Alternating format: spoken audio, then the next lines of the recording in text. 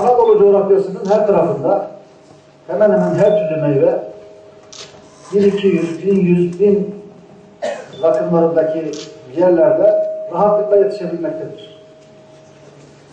Ancak bunlar bahçelerde kişisel ihtiyaca ve ikrama yönelik olarak yapılmakta ve ekonomik bir faaliyet olarak görülmemektedir vatandaşlarımız tarafından.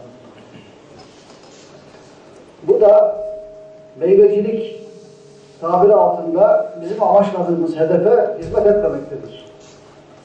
Meyvecilik dediğimiz zaman bu meyve çeşitlerinden herhangi birisi veya birkaçı üzerinde ekonomik bir faaliyeti gerçekleştirecek şekilde yaptığımız faaliyeti kastediyoruz.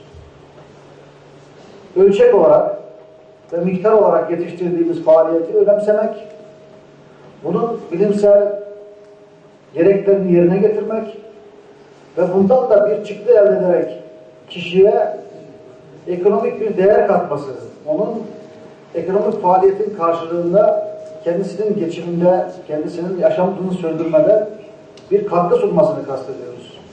Dolayısıyla bu anlamda baktığımız zaman ilimizde bu anlamda bir meyvecilik yapıldığını söyleyemeyiz. Bu çalışmanın özellikle öğleden sonraki çalışma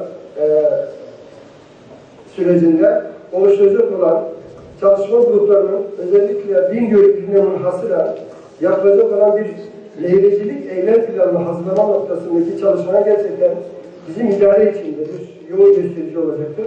Onun için bu öğleden sonraki çalışmalarda bize katkı sağlayacak olan bütün katılımcılara şimdiden teşekkür ediyorum, saygılar sunuyorum. Ve diğer bir hususta mikroklimasına uygun, yani iklime adapte olmamış fidanlar getirildiği zaman da bunların adapte olma noktasında sıkıntı var. Onun için biz bu meyvecilik çalışmalarında bu çalışmayı yaparken de bizim bölgenin ihtiyacına cevap verecek fidan üretiminin bölgede yapmış olmasını hedeflememiz gerekiyor. Bunu yaptığımız takdirde de eminim daha emeklerimiz boşa gitmeden, kaynaklarımızı heder etmeden daha kısa zamanda amaçladığımız hedeflere ulaşmayı düşünüyoruz.